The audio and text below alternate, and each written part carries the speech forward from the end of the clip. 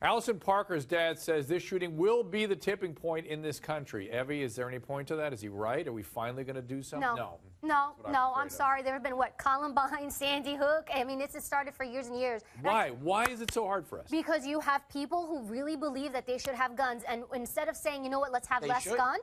You know, who is John, that? That's John. John. John? Go ahead, John. Why? Wait a minute. Why should they? I'm sorry. Go ahead. Because we have a second.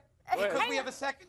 Hold on. Right. Because we have a Second Amendment. All right. Because we have a Second Amendment, and unless you're going to we have a Second Amendment. We have a Constitution. But that's the fact. Okay. Can I respond to you? You want to take guns away from good guys and give them to bad guys because criminals don't follow gun laws.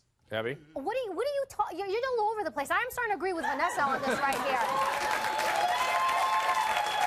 First of all, I'm a former special agent. You're a former officer. You and I have been trained not just physically to handle a weapon, but mentally. Be quiet. Give me a break. Give me a break. So what the issue is? Hold on. You're talking Where in about the Second Amendment? Is he where the in the show? Second Amendment? Can we go to commercial? Training. Can we go to? Wait, now hold on. In fairness, Mr. Cardillo. Mr. Cardillo. No, it's a Cardillo show tonight. You understand, though, and I'm pro-gun. I'm not someone saying we should take all guns off the street, but the Second Amendment was written in a time when personal militia and things like firearms were radically, egregiously different than the world we live in today.